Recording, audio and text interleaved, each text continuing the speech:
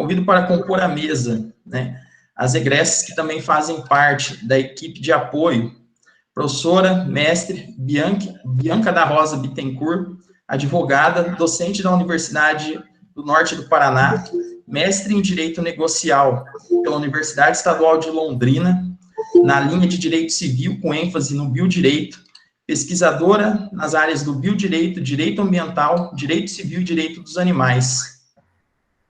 Bom dia a todos, obrigada, André, pela organização, pelo convite. Tenhamos um excelente evento. Convido para compor a mesa a professora e mestre Uiara Vendrame Pereira, mestre em Direito Negocial pela Universidade Estadual de Londrina, especialista em Direito de Família e de Sucessões pela Universidade Anhanguera, professora do curso preparatório QSL Concursos.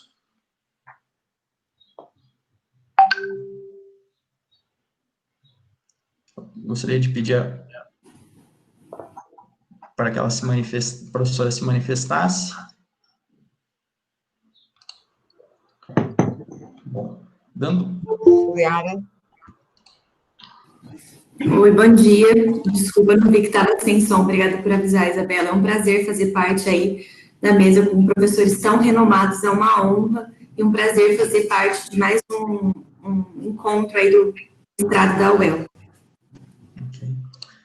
Convido para compor a mesa as professoras moderadoras, professora doutora Daniela Braga Paiano, professora adjunta da Universidade Estadual de Londrina, professora do mestrado em Direito Negocial e doutorado pela UEL, doutora em Direito pela Faculdade de Direito da Universidade de São Paulo, membro do IBDFAM e vice-coordenadora da pós-graduação de Direito de Família, entre outros títulos. Bom dia a todos, muito obrigada aos professores palestrantes, muitas graças, a professora Daniela, ao professor Jorge, ao professor Simão, e que tenhamos um excelente evento. Obrigada. Convido para compor a mesa a professora doutora Rosane da Rosa Cachapuz, doutora em Direito Internacional, com ênfase em Direito de Família, pela Pontifícia Universidade Católica de São Paulo, professora associada da Universidade Estadual de Londrina, leciona na graduação, pós-graduação, mestrado e doutorado, coordenadora do curso de Direito de Família e Sucessões, Teoria e Prática, também da Universidade Estadual de Londrina, sócia do IBDFAM de Londrina, entre outros títulos. Muito obrigada. Gostaria de agradecer a todos pela presença nesse evento tão maravilhoso, conforme foi dito. Muito obrigada ao magnífico reitor que esteve conosco, que está conosco, o doutor Elvi, o Miguel também está no nosso seminário, e todos os demais aqui presentes. Estou apresentando, Miguel, o professor Jorge, que já está conosco. Bom dia, professor, bem-vindo, agradecemos aí a sua presença. Estamos Obrigado, ansiosos. Bom dia para aí. Bom dia para aí, boa tarde aqui. São 4 horas de diferença. É verdade. Aqui é uma hora, são 13h30, 1h30. Ainda é o início da tarde. Muito bem, gente. Então, eu já vou passar, sem mais delongas, a palavra para o nosso reitor também, doutor Jorge. Por favor, feche os microfones.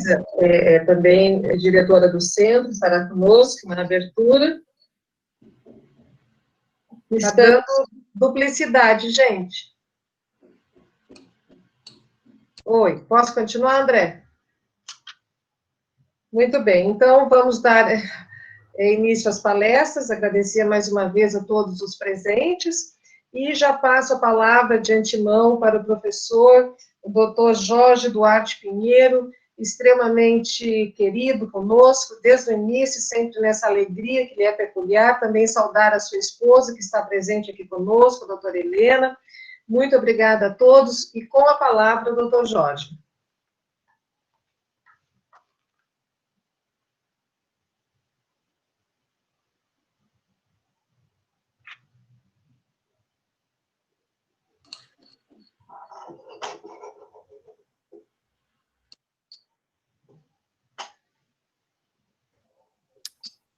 Professor Jorge, o microfone está fechado. Aí, acho que agora.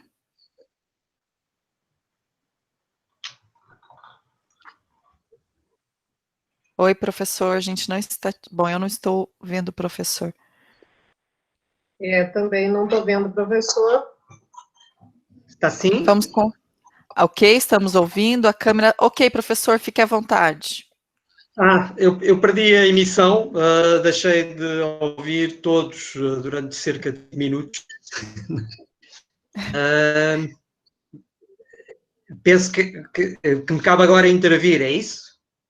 Isso, como não o estou na senhor está com a sequência. palavra. 20 minutos aí para Certo. fazer a exposição. Muito obrigada. Infelizmente perdi os últimos minutos. Boa tarde a todos. Bom dia para aí, para o Brasil. Referi, há 4 horas de diferença, nós já estamos, neste momento são 18, 2 horas e 18 da tarde. Cumprimentos especiais ao magnífico reitor da Universidade Estadual de Londrina, bem como aos colegas que aí lecionam e aos estudantes. Aproveito para felicitá-los pelo feito que foi a aprovação do curso de doutorado e agradeço o convite. Coincide, aliás, com este momento de celebração justo de uma universidade tão prestigiada. Cumprimento, para além do magnífico reitor e das demais autoridades académicas, bem como estudantes, como referi, com a universidade e os servidores, funcionários dessa universidade, aqueles que integram a mesa dedicada ao direito da família, para além dos que são também docentes da Universidade Estadual de Londrina, como a professora Rosane Cachapuz e a professora Daniela Paiano, o professor José Fernando Simão, da Universidade de São Paulo, com o qual tenho tido o gosto de me cruzar, muitas vezes aqui, curiosamente, mais em Portugal do que no Brasil, e não sei se está já presente a professora Daniela Lemon, não faço ideia, não sei se me estão a ouvir.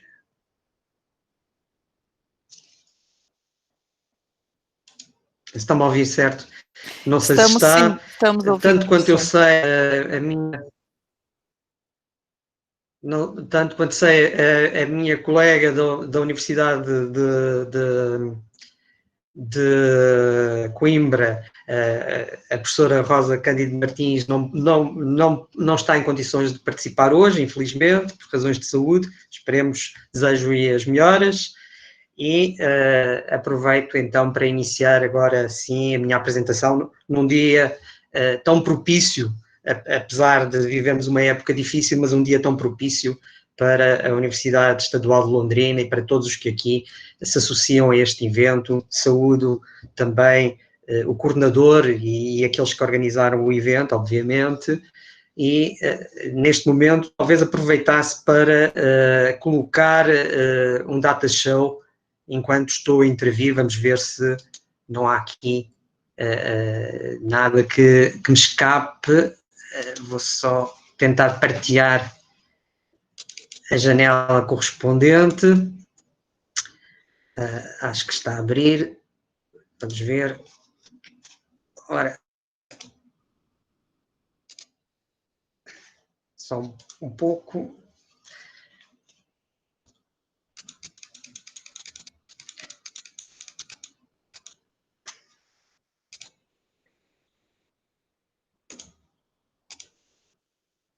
Penso que conseguem, de qualquer modo, se puderem informar se estão a ver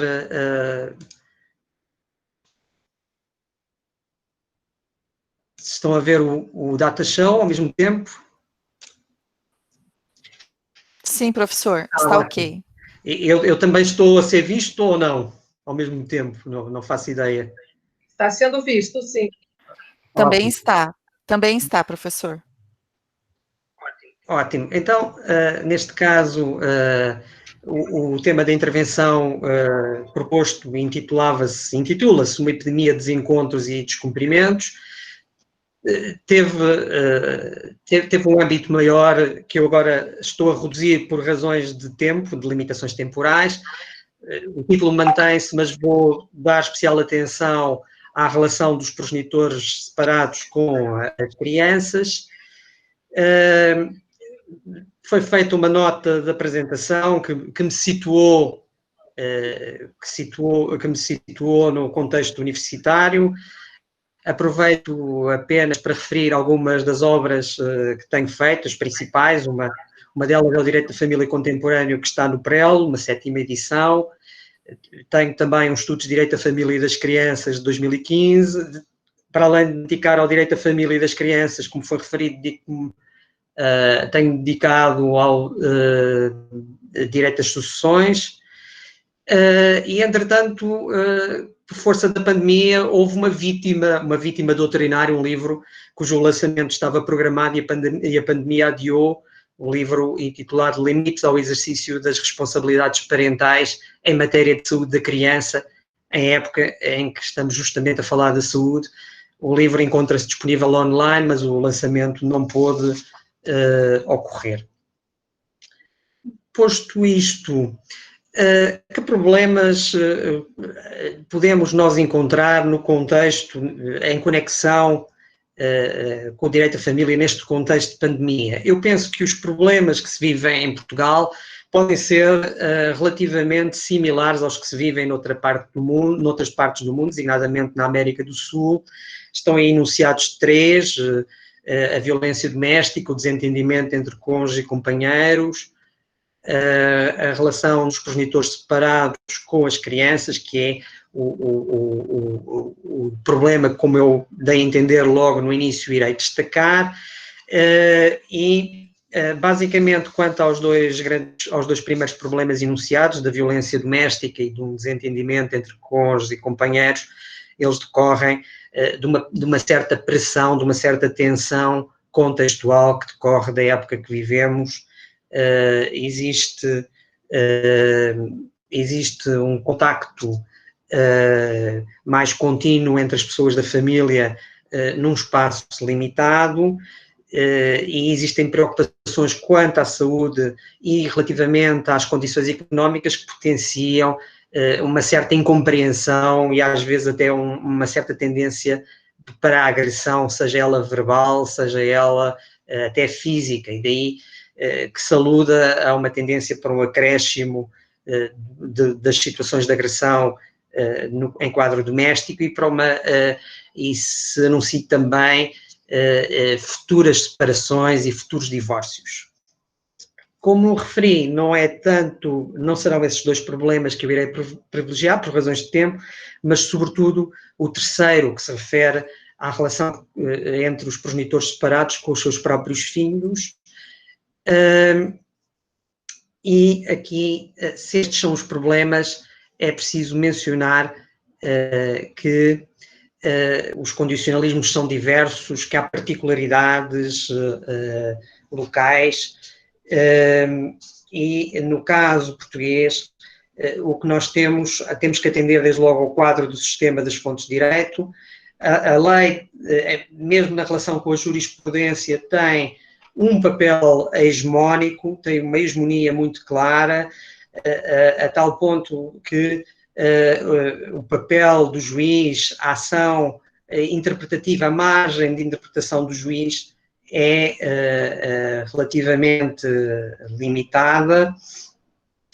O processo legislativo em Portugal é rápido, existe uma prolixidade, uma quantidade grande de leis, e daí, portanto, que a intervenção judicial, a latitude de criação, entre aspas, do juiz, seja relativamente limitada. E isso reflete-se, nomeadamente, em certos aspectos visíveis. Por exemplo, aqui em Portugal, um cidadão médio ou um jurista médio não sabe, não conhece, não faz ideia de quem seja o Presidente do Supremo Tribunal de Justiça ou do Tribunal Constitucional. Por outro lado, um outro condicionalismo tipicamente português é a sua unidade política. Nós temos um Estado unitário, não temos Estados federados, temos apenas 2 regiões autónomas, relativas a 2 arquipélagos que estão no Atlântico, e esta unidade política estrutural reflete-se também no momento. Há um grande entendimento quanto às questões fundamentais entre as forças políticas, entre os protagonistas políticos, entre o governo, o Parlamento e o Presidente da República. Estou a ser ouvido, espero.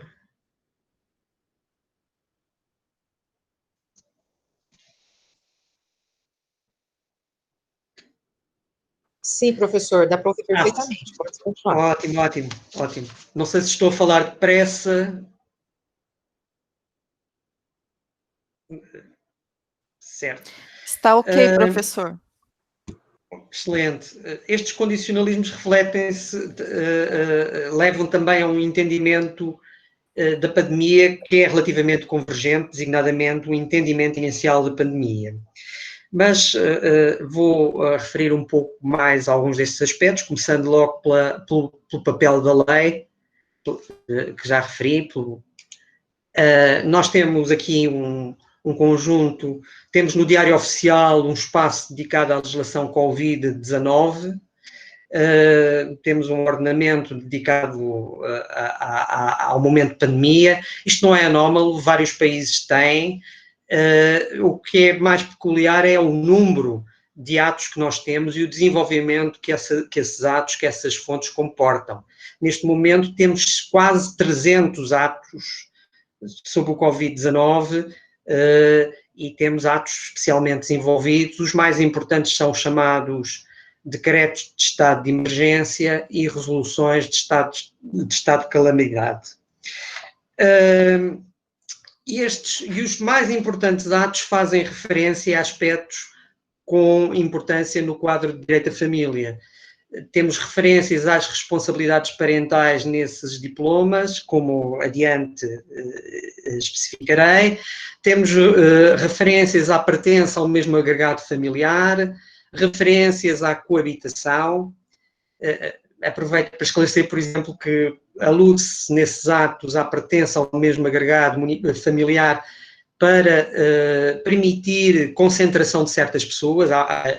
Houve no início proibição de concentração de pessoas na via pública, mas ao mesmo tempo surgiram ressalvas dizendo que essa concentração podia ocorrer, mesmo num número elevado, se as pessoas que se encontravam concentradas na via pública pertencessem ao mesmo agregado familiar. E também há referências à coabitação, como exceções a regras de distanciamento. Em princípio, estabelece que em estabelecimentos ou até em outros locais públicos, as pessoas devem estar relativamente afastadas, mas admite-se que esse afastamento não ocorra desde que as pessoas que estão em causa coabitem, vivam juntas. Ora, sobre o entendimento inicial da pandemia, os primeiros casos de Covid ocorreram em 2 de março e logo em 8 de março tivemos o Presidente da República Portuguesa a auto-isolar-se. Iniciou-se, aliás, um movimento espontâneo de isolamento por força desse exemplo. E já havia uma tendência de isolamento antes mesmo de, em 17 de março, ser decretado o estado de emergência, que impôs grandes restrições à circulação e contacto entre as pessoas. E o que é que aconteceu nos primeiros dias de estado de emergência? Um elevado nível de cumprimento. As ruas das cidades ficaram praticamente desertas, como se o exterior fosse perfeitamente hostil ao homem, isto sem necessidade de intervenção policial minimamente relevante, e a generalidade das pessoas assumiu que devia fazer um esforço para permanecer em casa, até que passasse o chamado pico da pandemia. Vejamos então como é que isto se repercute naquele problema que eu destaquei, que é o da relação dos progenitores separados com as crianças, um problema que se desdobra em dois, que é o problema do convívio dos progenitores com as crianças e o outro subproblema, que é a questão dos alimentos devidos pelos progenitores às crianças. No que respeita ao convívio dos progenitores separados com as crianças, é preciso assinalar que, na perspectiva do convívio, é importante que esse convívio ocorra em datas especiais, como o Dia do Pai, o Dia da Mãe, o Natal, a Páscoa, só a título de exemplo. E o Dia do Pai em Portugal, curiosamente, esse dia de celebração do pai ocorreu num dos primeiros dias do estado de emergência. Aqui em Portugal, o Dia do Pai é em 19 de março, não é como no Brasil, penso que será em agosto. Não é? Além de ter decorrido o Dia do Pai, mais tarde ocorrerá o Dia da Mãe, que aqui em Portugal é o primeiro domingo de maio, e não o segundo, como penso que será no Brasil. Bem, criou-se logo um problema, um teste relativamente à questão do convívio dos progenitores separados com as crianças, porque o Dia do Pai foi o segundo ou terceiro dia após o decreto que restringia a circulação das pessoas. E uma primeira leitura do interesse superior da criança, uma primeira leitura algo apressada, foi dizer que era melhor que a criança não se deslocasse, se estava com a mãe, não fazia sentido, em nome da proteção da saúde da criança, que a criança se deslocasse para se encontrar com o pai no próprio Dia do Pai. Este foi o primeiro impulso. Aproveito só para fazer uma pausa, só para perguntar se me estão a acompanhar, se estou a ser ouvido. Tudo ok, professor, excelente. Ótimo.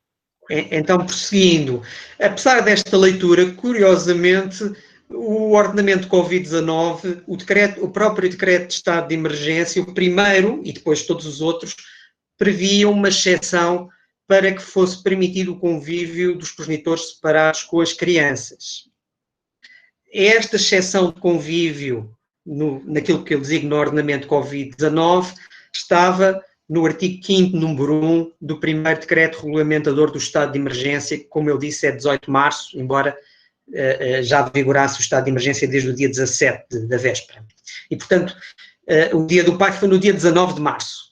E o que se lia nesse artigo 5º, número 1, no fundo, havia uma proibição de circulação dos cidadãos em espaços e vias públicas, e depois havia um conjunto de exceções. A primeira era para a aquisição de bens e serviços, até que encontrávamos várias exceções relativas com projeção no domínio da família. Havia exceções com vista às deslocações para acompanhamento de menores e, na linha J, deslocações por outras razões familiares imperativas, designadamente o cumprimento de partilha de responsabilidades parentais, conforme determinação por acordo entre os titulares das responsabilidades parentais ou pelo tribunal competente. Portanto, havia regras que admitiam que se mantivesse tudo o que antes tinha sido estabelecido em matéria de guarda, em matéria de partilha das responsabilidades parentais. Isto contra o primeiro impulso de ver na ideia de saúde e de proteção de saúde uma tendência para a criança ficar onde está, não haver convívio com o progenitor que não estivesse com ele nesse momento. No entanto, foram-se encontrando, de forma mais ou menos consensual, elementos de restrição à exceção de convívio com o progenitor. Entendia-se que, não obstante a lei prever que fosse assegurado esse convívio, em certas situações entendeu-se que não faria sentido permiti-lo. Por exemplo, não faria sentido deslocar a criança para ir ter com um progenitor que estivesse contaminado ou que vivesse com uma pessoa que estivesse contaminada ou contagiada. E, portanto, era uma das tais restrições ao convívio. Entendeu-se também que não fazia sentido que a criança se deslocasse para ir ter com um progenitor que estava a aguardar um teste relativamente ao qual se suspeitava que estivesse contaminado e houvesse necessidade de fazer análises. E muito menos, e igualmente, para ir ter com uma pessoa que vivia com alguém que estava a aguardar teste. Não é? Houve ainda outras situações que se entendeu que restringiam o convívio, como o facto de um dos progenitores estar a residir numa área sujeita a cerco sanitário. E tivemos uma situação dessas, uma cidade, a cidade de Ovar, no norte de Portugal, que ficou isolada do resto do país por ter elevadas taxas de contaminação e, portanto, também se entendia que não era possível que a criança se deslocasse da casa onde estava para ir para uma casa que se situasse dentro da localidade sujeita a cerco sanitário. E apareceu também uma restrição à exceção ao convívio com o progenitor num período festivo, no período da Páscoa. Por força de um diploma, proibiu-se a deslocação entre concelhos ou municípios distintos no período da Páscoa. Mais precisamente entre as 0 horas do dia 9 de abril e as 24 horas do dia 13 de abril. Nestes casos, considerou-se que não era também possível que a criança se deslocasse para ir ter com o outro progenitor se a deslocação implicasse a passagem de um município para outro. E mesmo assim, como se não bastassem já estas restrições, de certo modo compreensíveis, começaram a criar-se também dúvidas quanto à restrição ou não do convívio em outras situações. Por exemplo, será que a criança poderia encontrar-se com o progenitor se ele estivesse a exercer uma profissão dita de risco, ou se a pessoa com a qual o progenitor vivia estivesse a exercer uma profissão de risco? Por exemplo, o progenitor é médico, o progenitor é elemento das forças de segurança, polícia, mas esta exceção foi tida já como algo excessiva, embora tivéssemos encontrado casos de pessoas que espontaneamente achavam que não deviam receber a criança por estarem justamente a exercer atividades de risco, por estarem sujeitas a uma contaminação mais elevada do que acontecia com outra categoria de pessoas. E estas situações foram surgindo e muitas vezes houve a necessidade de recorrer aos tribunais e os tribunais sempre entenderam que estes problemas careciam de solução, de uma resolução urgente. Outra dimensão que me convém destacar é a dimensão dos alimentos a cargo dos progenitores. É comum aos ordenamentos que os alimentos dependam da capacidade económica da pessoa que os presta e das necessidades da pessoa que deles carece.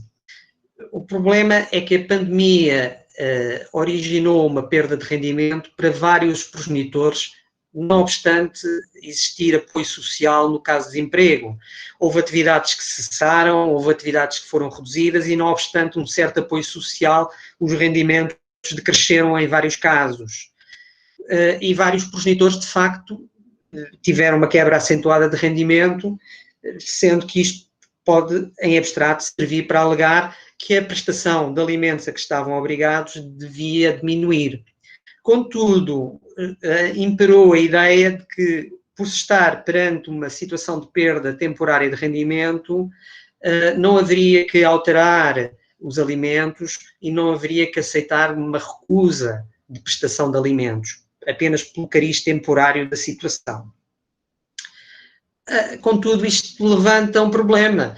A redução dos alimentos pode ser de tal modo, a redução dos rendimentos, melhor dizendo, a redução dos rendimentos do salário de uma pessoa, por exemplo, pode ser de tal modo acentuada que ela própria, se prestar alimentos, pode ficar em situação de não conseguir subsistir, não conseguir ela própria alimentar-se, cuidar das suas necessidades fundamentais. Entendeu-se desta forma que isso tinha que ser salvaguardado, que apesar de se continuar a prever a obrigação de alimentos, pelo menos a própria subsistência do obrigado deveria garantir-se. Então, como responder às necessidades da criança? Em Portugal, em situações extremas, as necessidades da criança são satisfeitas através do chamado Fundo de Garantia de Alimentos Devidos a Menores, que foi criado em 1998. No fundo, na verdade um fundo estatal com recursos do Estado que, em situações de impossibilidade ou de incumprimento por parte dos progenitores, permite que a criança veja as suas necessidades materiais satisfeitas com recursos estatais. E, portanto, considerou-se que, deste modo, a resposta adequada seria através deste Fundo de Garantia de Alimentos Devidos a Menores. Mais uma vez, pergunto se me estão a acompanhar. Penso que sim, vi agora um comentário, certo? A propósito deste fundo de garantia, suponho que não têm algo similar no Brasil, suponho que não. Tem? Sim. Avançando, agora que os números portugueses estão a evoluir, está-se a perguntar muito do que será o pós-pandemia. E o pós-pandemia deixa antever uma certa crise, uma certa perda de rendimentos que veio para ficar. E essa consolidação da perda de rendimentos entende-se que pode impedir que se continue a adiar a redução do valor da prestação de alimentos. Dizia-se antes, não vamos mudar os alimentos, porque esta perda de salários é meramente provisória. Pode não ser. E, portanto, na verdade, podemos vir a assistir a uma situação em que se reduz a prestação de alimentos, em que as famílias fiquem empobrecidas e as crianças venham a beneficiar de menores recursos para satisfazer as necessidades materiais.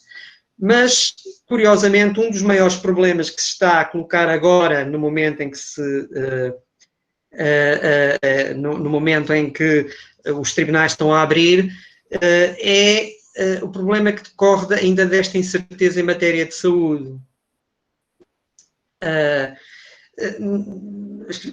Tem-se a ideia de que apenas se pode voltar a um período normal quando venha a ser descoberta uma vacina e quando se concretize uma vacinação em massa, e, entretanto, tudo ocorre com prudência, tudo ocorre com distanciamento. Ora, a justiça de família e crianças que nós tínhamos, pelo menos a portuguesa, era uma justiça que aspirava a ser uma justiça de contacto e proximidade, uma justiça em que já tinha brinquedos e locais para a criança brincar, era uma justiça em que se evitava o traje profissional, era uma justiça afetuosa, uma justiça em que havia contacto, e o que se desenha agora é uma justiça completamente diversa dessa, é uma justiça, digamos, com máscara, com distanciamento, em que não pode haver objetos, em que tem que haver limpeza, em que há o medo do contacto, e uma justiça em que se pode perguntar até como é que se pode saber se uma pessoa está a dizer verdade ou mentira, pelas sobrancelhas, como é que se pode saber se a pessoa está a sorrir ou não está a sorrir. Portanto, este é talvez um dos desafios que estão agora a equacionar e que está a suscitar uma certa preocupação. Antes tínhamos uma justiça de proximidade, presencial, amiga, agora se calhar vamos ter uma justiça virtual, uma justiça escrita, uma justiça com máscara, com viseira, com distância, que é completamente adversa ao tom emocional e de proximidade que antes tínhamos. Portanto, isso está a suscitar grandes preocupações, o tempo dirá. Aproveito para terminar e agradecer pela vossa atenção, espero que me tenham conseguido ouvir. Obrigado. Muitíssimo obrigado, professor Jorge, pela sua excelente palestra, né, sobre um tema tão atual que nos atormenta tanto aos professores e advogados que militam, né, na área do direito de família aqui.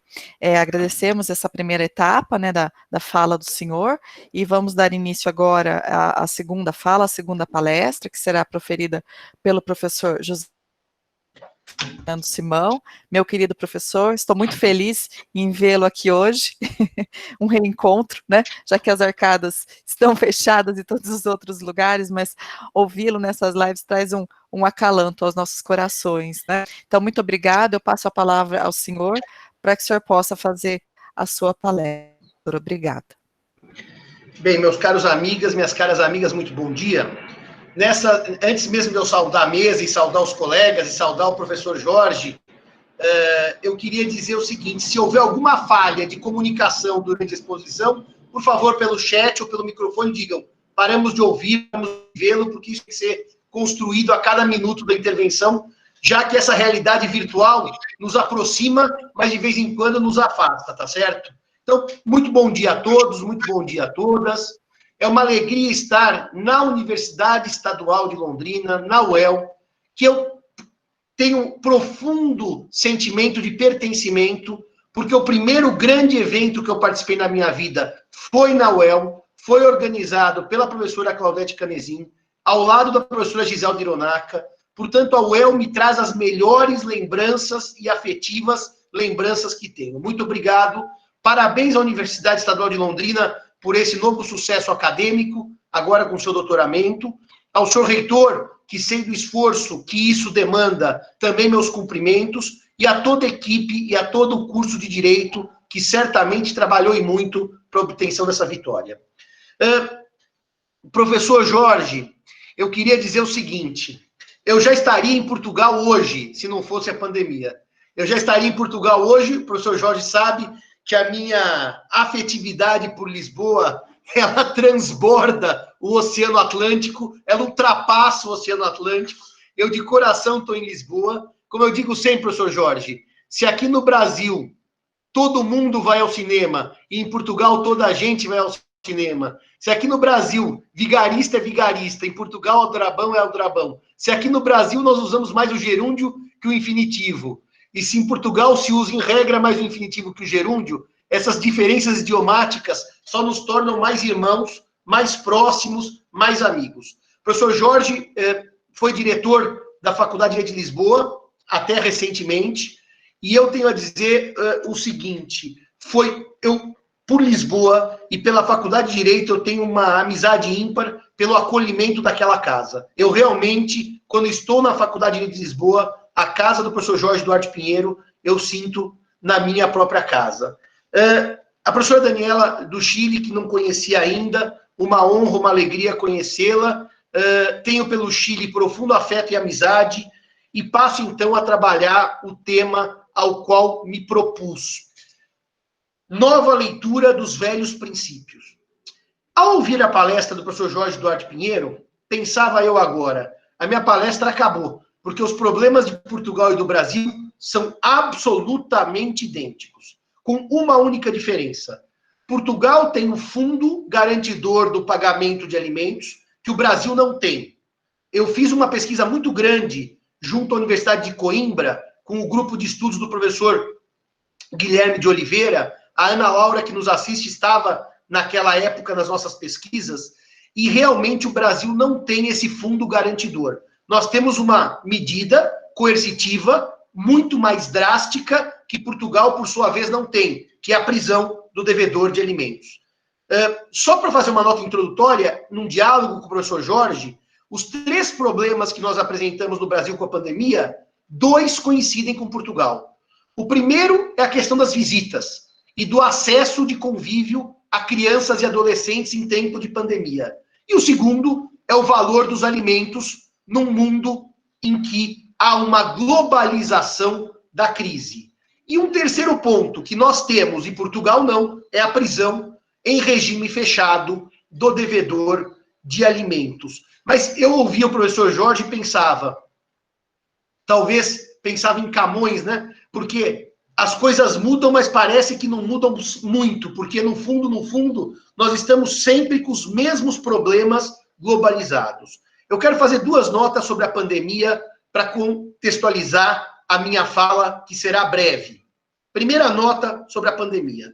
A pandemia pela doença chamada Covid-19, decorrente do coronavírus, que é um vírus que tem SARS no seu nome, é uma pandemia historicamente única. Ela não se compara à gripe espanhola dos anos de 1916 e com as suas sucessivas vagas. Ela não se compara à peste espanhola, à peste bubônica ocorrida na Europa no século XIV. Ela não se compara em termos de crise econômica sequer à crise do petróleo que vivemos nos anos de 1970, quando houve a decisão do cartel da OPEP de reduzir a produção de petróleo, aumentando o seu preço. E por que a Covid-19 como pandemia não se compara nem às doenças anteriores e nem às crises econômicas que o mundo viveu antes de 2020? Por duas razões. A primeira se chama globalização. A globalização tem um efeito perverso quando há a doença. Uma crise localizada em um certo país, num mundo globalizado, tem potencial de afetar todos os demais países. Não se esqueçam que nos anos 70, quando houve a crise do petróleo, o mundo não era globalizado. As economias eram mais fechadas e, portanto, os impactos econômicos menores. Uma segunda coisa que a Covid se distancia de todas as demais doenças que tivemos. Ela pôs em xeque e em choque 80% do PIB mundial. A Covid conseguiu congelar, paralisar, reduzir a economia da China, deu volta ao globo e voltou para a própria China. Tanto que o Brasil tem tido, há meses, já o segundo mês, deflação. E o nosso PIB naufragou. O Brasil vai ter uma crise econômica que nós vamos ter saudades da crise da presidente Dilma de 2014. Aquela vai parecer brincadeira de criança perto da crise econômica que nós vamos enfrentar.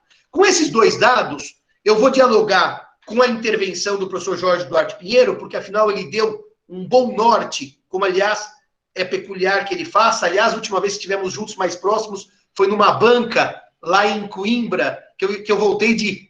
Olha de novo, o professor Jorge me deu uma boleia, e diríamos aqui no Brasil, me deu uma carona para regressar a Lisboa. Foi o último convívio que tivemos mais próximos lá, em Portugal. Mas eu queria avançar dizendo o seguinte com os amigos. Direito de visitação de criança num mundo pandêmico é um direito de visitação de criança, de convívio parental, que não passa mais somente pelo velho princípio do melhor interesse da criança. Este princípio passa a ser relido por um problema de saúde pública. É incrível dizer aos amigos como eu, em diversas lives que fiz no mês de março, tinha problemas de interlocução com as pessoas que me assistiam. Porque eu dizia, pode ser que no melhor interesse da criança, o pai não veja o filho. E daí choviam comentários. Como, professor? E como é que fica o melhor interesse da criança? Então, eu retomo a fala do professor Jorge Duarte Pinheiro. Em situações excepcionais, é melhor para a criança não ver o pai, quer seja médico, quer esteja na força policial, quer esteja nos serviços públicos essenciais que estão funcionando, porque naquele primeiro momento em que havia uma contaminação em massa e um risco de colapso no sistema hospitalar, nós assistimos na Itália o que eu chamei de tragédia humana sem precedentes na área da saúde, porque uma região rica como a Lombardia, rica, muito mais rica do que o Brasil, estava com o sistema colapsado, a ponto de assistirmos escolhas trágicas. Os médicos italianos decidiam que algumas pessoas morreriam por falta de equipamento e outras seriam salvas. Eram escolhas trágicas, em que eu escolhia entre a vida humana de João em detrimento da vida humana de José. E nesse momento de escolhas trágicas, eu disse e escrevi: o melhor interesse da criança é, primeiro, permanecer viva e saudável, e depois o convívio com seu pai, com sua mãe ou com seus avós. E aí, professora Rosane, eu fiz várias elucubrações tentando solucionar o problema de uma maneira mais objetiva. Ou seja, quais foram as minhas elucubrações à época? Primeiro, aumento efetivo de visitas por meio de comunicação virtual, WhatsApp, Facebook, qualquer outra forma de convívio em que eu pudesse ter uma distância segura sem rompimento do convívio. Ah, mas Simão, isso nem sempre é possível. É verdade. E se nem sempre fosse possível, uma tentativa de desenho de convívio parental com cuidados garantidos às crianças, evitando-se ao máximo um deslocamento diário, porque isso era exatamente contra as regras de confinamento, era exatamente isso que punha em risco a saúde das crianças e dos demais, e, portanto, além das visitas e do convívio virtual, eu sugeri, por conta de uma leitura do professor João Aguirre, que, eventualmente, com as aulas por meio de home schooling, escola em casa, e não aulas em colégio físico, as crianças pudessem ficar 15 dias na casa paterna e 15 dias na casa materna para ter convívio dosado e para se ter, além de convívio dosado, uma redução das responsabilidades. Porque imaginemos que pai e mãe estejam em casa, em home office, o teletrabalho. E se eu dividir o convívio por 15 dias com o pai e por 15 dias com a mãe, isso ajuda o convívio e reduz o volume de dedicação de um deles por um certo período, permitindo ao pai e à mãe que trabalhem. Eu dei essas duas sugestões, das visitas e convívio por meios virtuais e da dupla residência a cada 15 dias, como forma de minimizar a pandemia, os efeitos nefastos. Porque nós tínhamos uma noção que nos foi dada que a Covid-19 só põe em risco de vida o grupo de idosos, mais de 60 anos, ou aqueles que possuem alguns tipos específicos de comorbidade, como pressão alta, como doença respiratória, como pessoas em tratamento do câncer. Só que se entrarem hoje no site G1 e lerem o índice de mortos em São Paulo, vocês vão perceber que crianças morreram de Covid. E não foram poucas. Que jovens morreram de Covid. E não foram poucos. Então, a ideia de evitar o convívio, em certa medida, atende ao melhor interesse da criança, porque a protege de receber o vírus e protege aqueles com quem ela convive de transmitir o vírus. Mesmo porque há dados muito diversos sobre a Covid. Os dados médicos não conversam entre si. Mas há, sim, dados que indicam que a criança recebe o vírus, se torna assintomática, mas transmite o vírus. E no momento pandêmico, não há interesse público em que uma criança, um adolescente, seja vetor de transmissão da doença. E, portanto, atende ao melhor interesse da criança, em certas situações, não ver o pai. Atende ao melhor interesse da criança, em certas situações, não ver os avós. Porque colocar os avós em risco por meio de um convívio físico, presencial, numa pandemia que é transitória, tanto que o Brasil como um todo, depois de 90 dias de confinamento, já iniciou a sua política de desconfinamento. Há ainda cidades e regiões confinadas. Mas se olharem hoje o índice brasileiro de cidades com desconfinamento gradual, hoje temos mais cidades saindo da quarentena do que cidades totalmente ainda confinadas. Com relação aos alimentos, bem disse o professor Jorge, nós temos um problema curiosíssimo, porque no mundo pandêmico, com 80% do PIB mundial colapsado, há uma evidente noção geral de empobrecimento. É um empobrecimento coletivo, é um empobrecimento mundial, é uma economia em retração, é uma economia que abandona aquela ideia da Belle Époque, que tudo era festa. Aliás, quem gosta de Belle Époque, veja o Paris é uma festa do Woody Allen, aquelas comemorações feéricas, todo mundo ao piano, bebendo, e de repente nós temos um colapso econômico. Agora nós temos pobreza. Não é que não tivéssemos antes, sempre tivemos, mas agora a pobreza bate às nossas portas de maneira coletiva, generalizada. E aí, meus caros colegas, disse eu, no primeiro artigo que publiquei, que o grande derrotado pela pandemia era Yuval Harari, porque o Harari, naquela sua obra emblemática, Homo Deus, ele começa como premissa dizendo: o homem, como espécie, debelou os 3 cavaleiros do Apocalipse, a guerra, a peste e a fome. Então, agora que não há mais guerra, peste e fome generalizadas, o homem pode buscar a sua própria felicidade. Um hedonismo, uma busca desenfreada por ser feliz. E a pandemia mostrou que há peste generalizada e que o homem, se sobreviver, estará muito bem. Quanto mais ser feliz. Ser feliz é um projeto adiado. O mundo adiou o projeto. Eu serei feliz se der certo no ano que vem.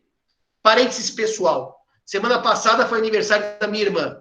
E cada um na sua casa cantamos parabéns para ela com câmera. E eu sugeri aos amigos, à família, que não cantasse parabéns, cantasse adeus ano velho e feliz ano novo. Que o ano novo venha logo, porque esse ano foi um ano perdido.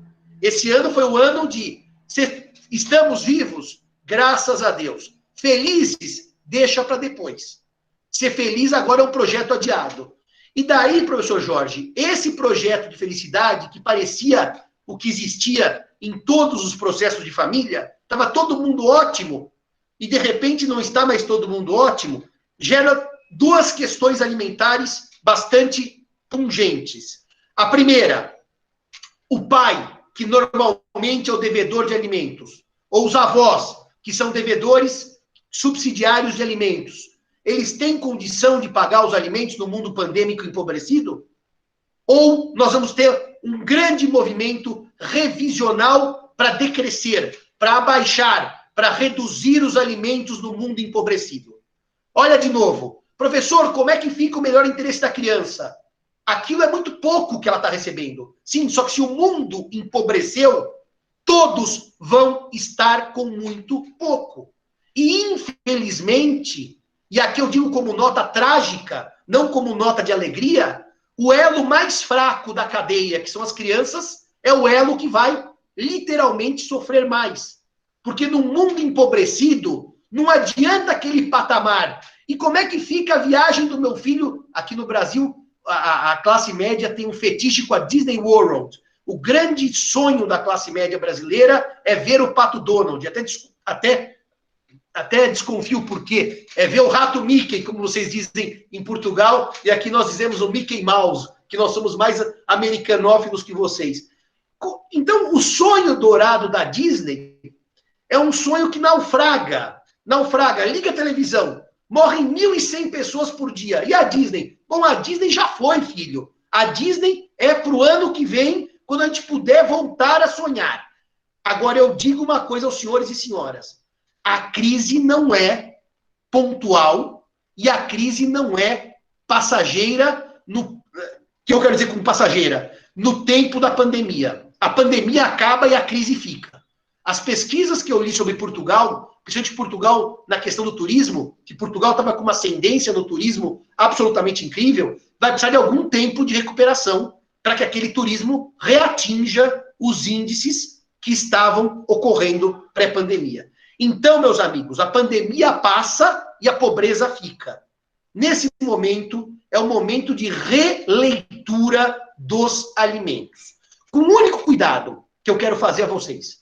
Existem pessoas oportunistas que podem continuar pagando alimentos, mas querem reduzir naquele chamado efeito manada.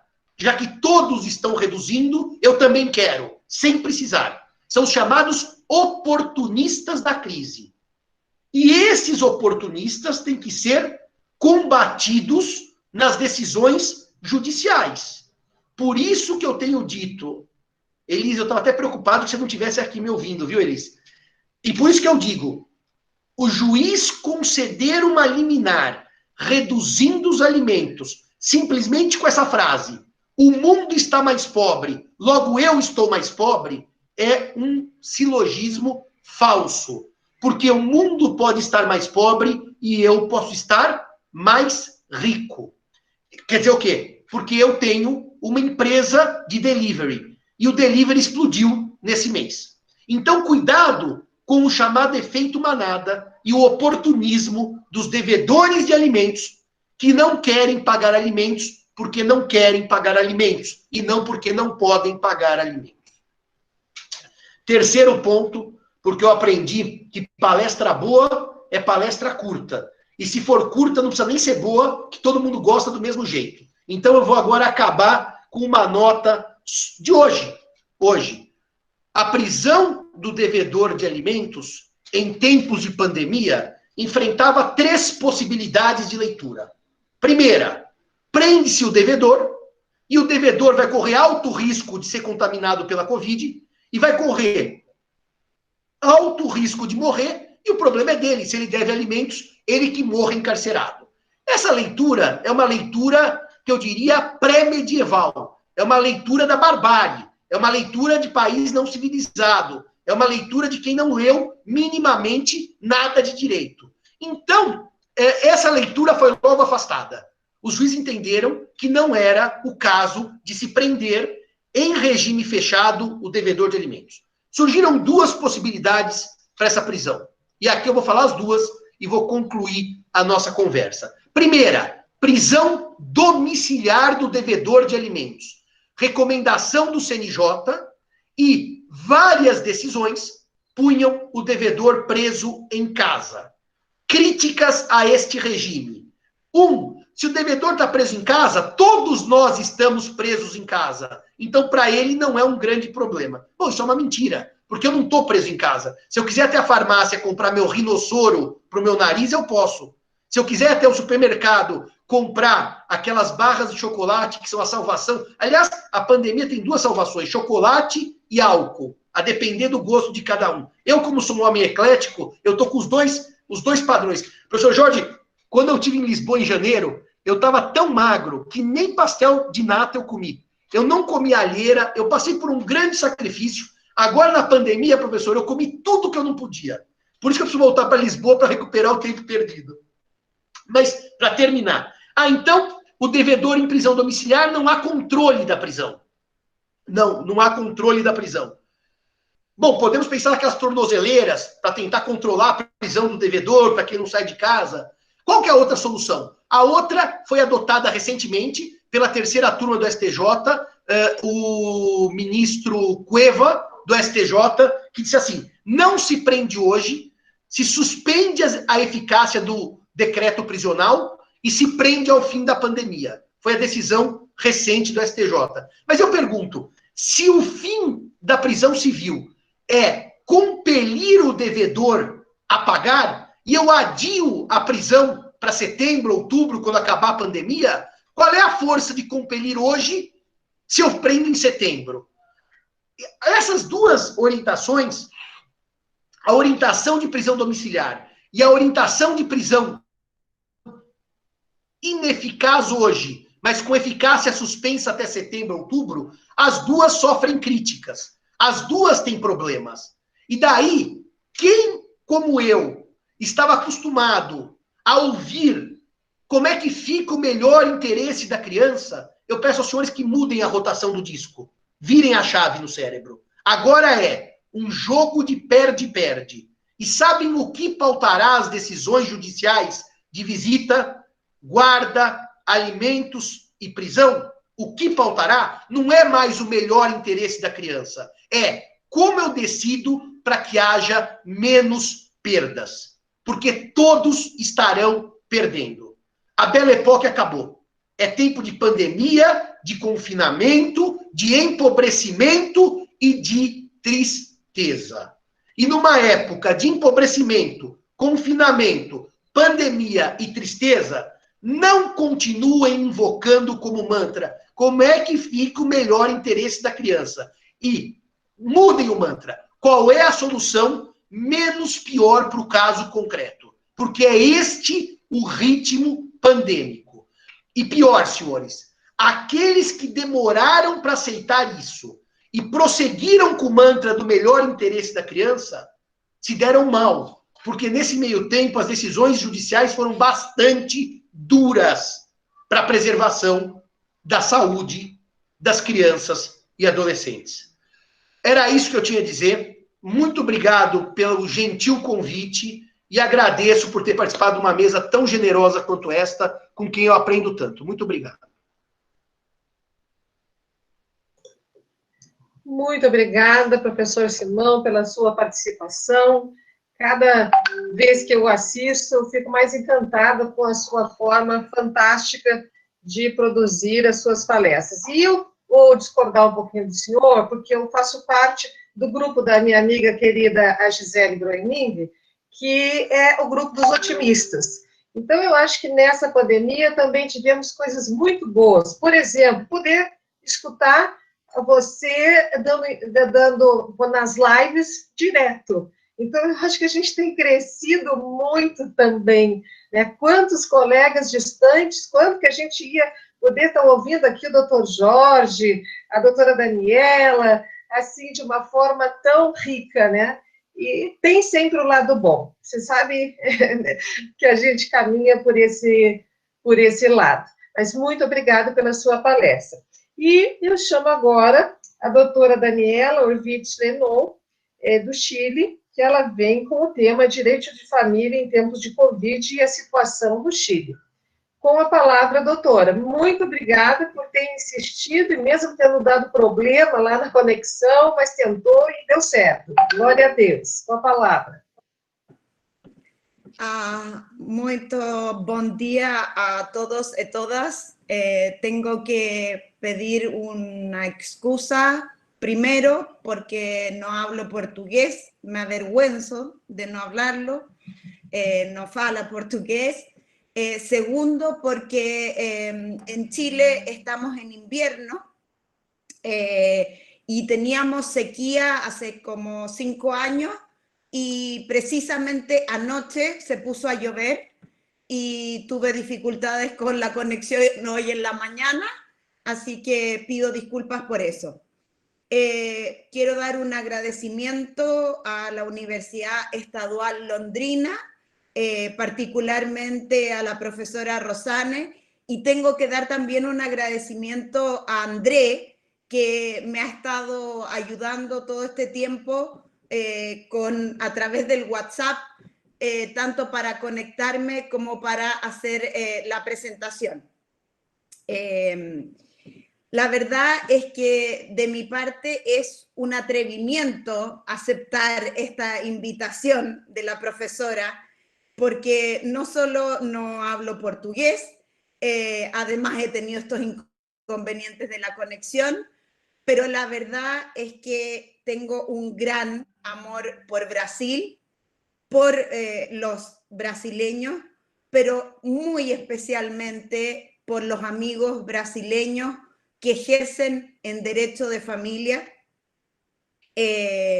Para mí, haber conocido IBDIFAM ha sido una gran felicidad, no solo por la maravilla que ustedes como brasileños consiguen con sus organizaciones y asociaciones de abogados de familia, el nivel de especialización que tienen en Brasil respecto del derecho de familia, sino además porque me ha regalado la vida grandes amigos como el doctor Paulo Lince Silva, el doctor Rolf Madaleno, la doctora Adriana Hapner, el doctor Casio Namur, Joao Aguirre, tantos otros.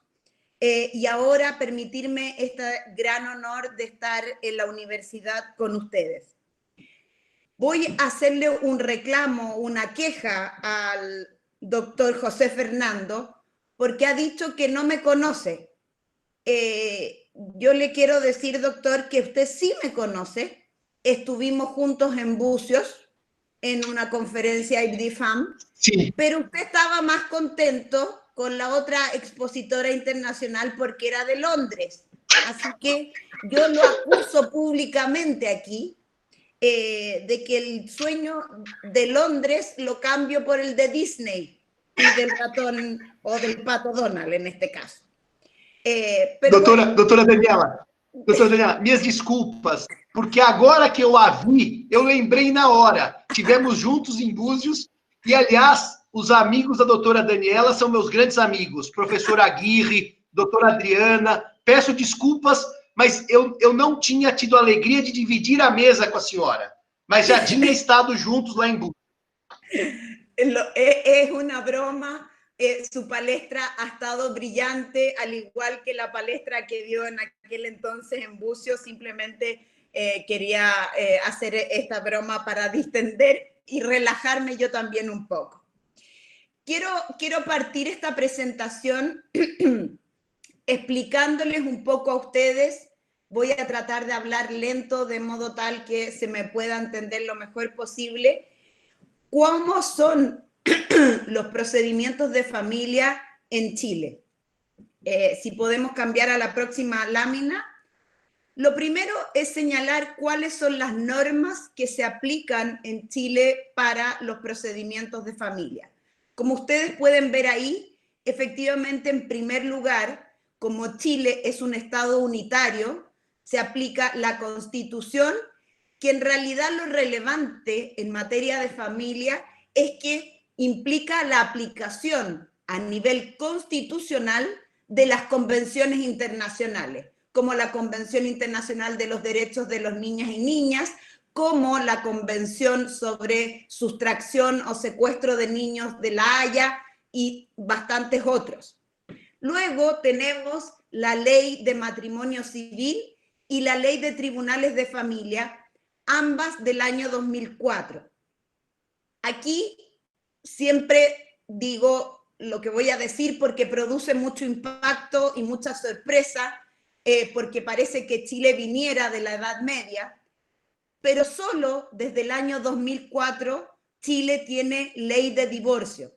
Hasta el año 2004 en Chile no podíamos divorciarnos. El matrimonio era un contrato que se celebraba para toda la vida.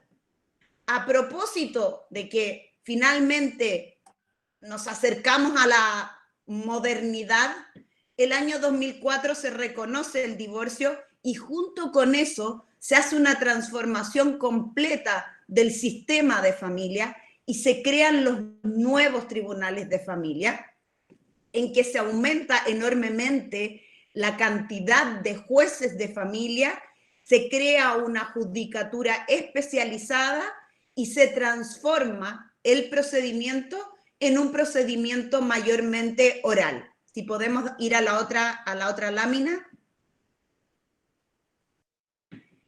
De manera muy simple y con muy mal gusto para elegir los colores.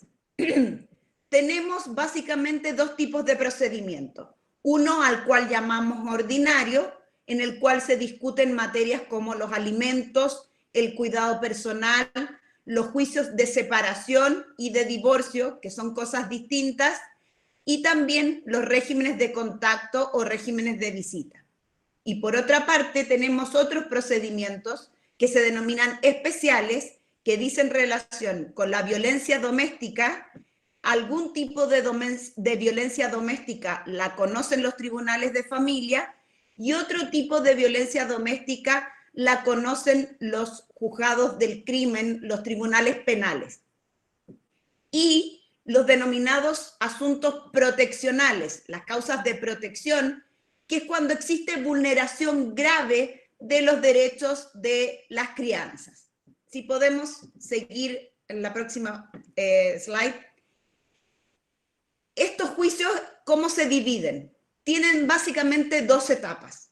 Una etapa escrita, que es la demanda, se presenta por escrito, luego viene la contestación y eventualmente una demanda reconvencional también por escrito, y determinados incidentes o cuestiones accesorias, entre las cuales están las que nosotros denominamos medidas cautelares, que son, por ejemplo, las prestaciones alimentarias que se van a dar mientras dure el juicio, o el régimen de contacto que se va a fijar mientras dure todo el juicio.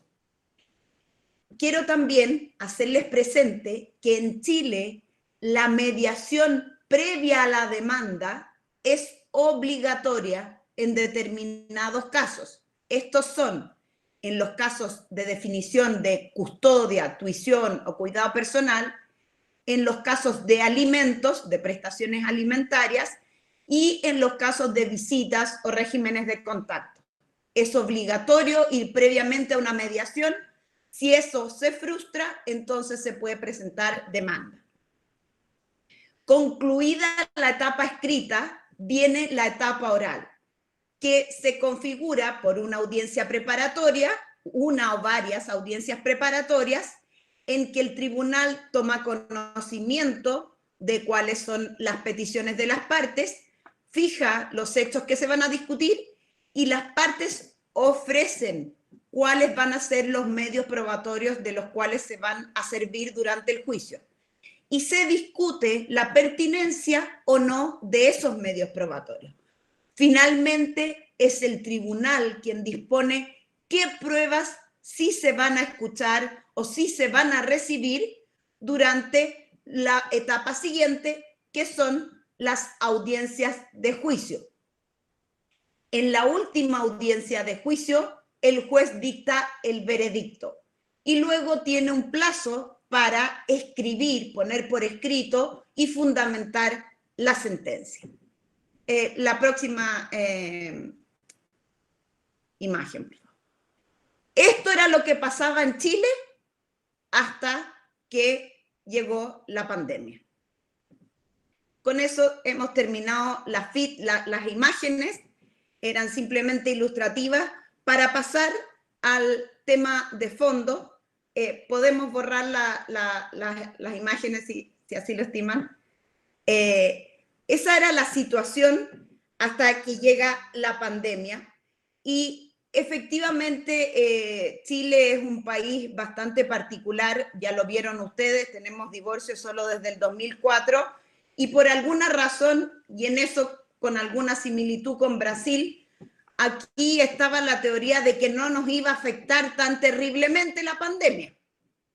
Y entonces se demoraron todas las autoridades bastante en adoptar medidas y también se demoraron entonces el Poder Judicial o el Poder Legislativo, los legisladores, en adaptarse a la necesidad de que la gente se quedara en casa. Tengo que hacerles presente que en Chile los tribunales nunca dejaron de funcionar. En Chile no se suspendieron los procedimientos, en Chile no se decretó el feriado judicial, por lo tanto, nunca, ni un solo día hemos dejado de estar tramitando los procedimientos que ya estaban en curso. La pregunta es, ¿cómo se cuidaba la salud de los jueces, de los abogados, de los testigos, de los peritos, de las partes, etcétera? En una primera instancia, la respuesta vino de los propios abogados que presentaban reclamos, de los propios jueces que empezaron a decretar tribunal por tribunal instrucciones para reprogramar audiencias hasta que finalmente se decretó una ley que en términos muy resumidos y muy simples, ¿qué es lo que dice? Le otorga facultades a la Corte Suprema. Les recuerdo, Chile es un estado unitario, se aplican las mismas leyes y tenemos una sola Corte Suprema para todo el país. Le otorga a la Corte Suprema facultades para suspender las audiencias que no sean urgentes, reprogramarlas, ponerlas a un futuro lo más cercano posible, dice la ley, y obliga a que el Poder Judicial implemente rápidamente el teletrabajo para los funcionarios, para los jueces, y que disponga que las audiencias se van a hacer a través de sistemas de videoconferencia.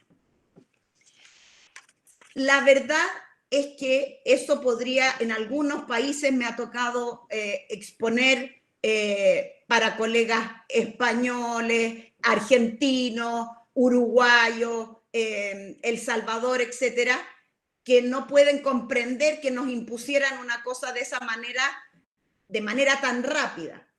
Sin embargo, en Chile, desde el año 2015, tenemos una ley de tramitación electrónica. Eso quiere decir que todas las presentaciones se hacen a través del portal de Internet del Poder Judicial. Nosotros tenemos lo que los norteamericanos, los anglosajones denominan el paperless courts, ¿vale? Es decir, no llevamos ya expedientes en papel desde el 2015. Por lo tanto, no era tan difícil implementar esta medida que estableció esta ley. Entonces, lo que pasó con la dictación de esta ley es que, como les expliqué en las láminas, la etapa escrita se mantuvo 100% operativa. No teníamos ningún inconveniente. Los abogados en Chile tenemos firma electrónica. Por lo tanto, yo desde mi casa puedo hacer el escrito, puedo firmarlo y puedo presentarlo sin moverme de mi casa. La dificultad estaba entonces puesta en la etapa oral. En un primer momento se fueron suspendiendo esas audiencias, pero hoy día hemos llegado a la segunda etapa. Y la segunda etapa es bastante triste en Chile. ¿En qué sentido? Hoy día tenemos otra realidad. Así como en Brasil, Chile y Brasil probablemente somos los países latinoamericanos que estamos haciendo el peor papel en términos de cantidad de contagios y de cantidad de fallecimientos. Y entonces, en virtud de eso, es que hoy día sí estamos con confinamiento obligatorio en Chile, o en Santiago a lo menos, en Santiago, que es la capital, la región metropolitana, estamos con confinamiento obligatorio hace 3 semanas. Y dentro de este confinamiento, los abogados y los jueces hemos tenido que aprender a implementar rápidamente los juicios por Zoom. En Chile, todos los juicios de primera instancia y las vistas ante las Cortes de Apelaciones y Corte Suprema se están llevando a cabo por video, por las plataformas Zoom y Webex. A diario tengo que alegar en alguna corte, a diario tengo que asistir a alguna audiencia, con inconvenientes como los que bien han expuesto los colegas.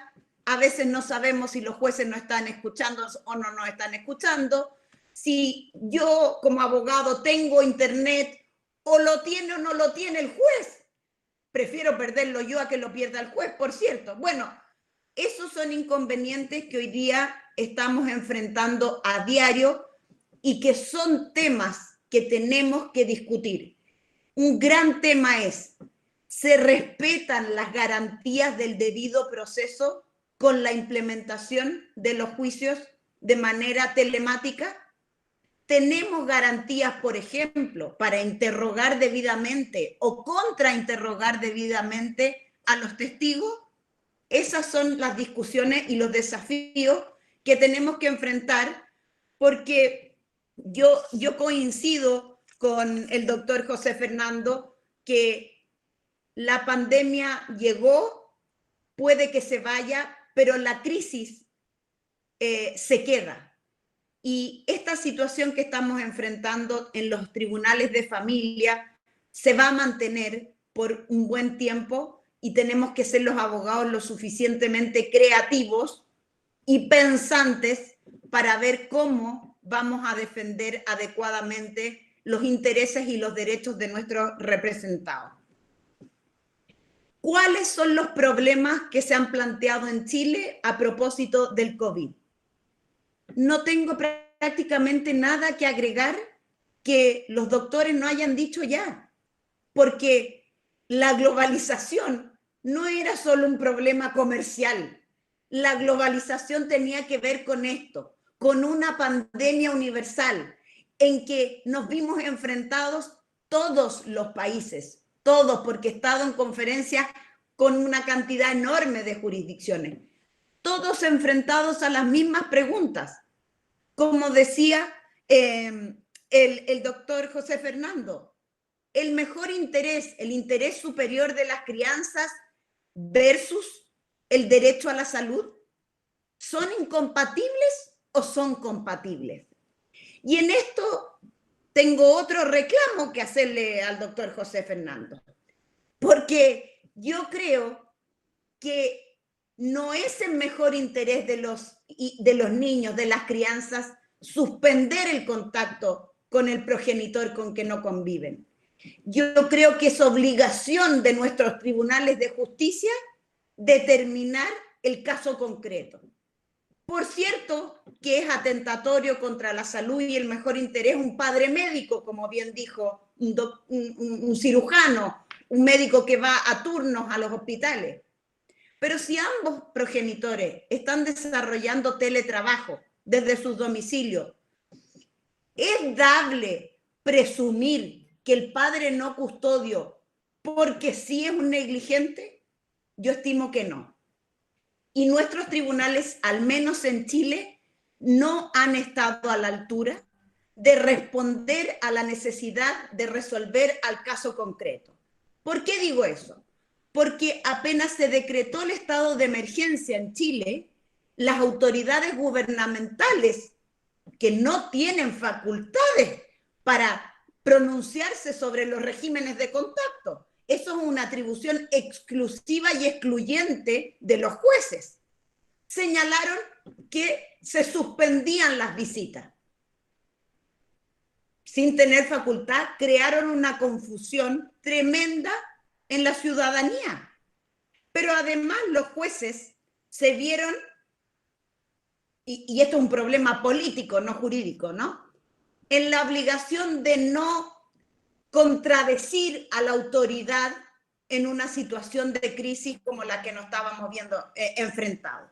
Y entonces las resoluciones de los tribunales empezaron a hacer que se suspendían todos los regímenes, sin importar cuáles eran las condiciones particulares de esas crianzas o de ese grupo familiar.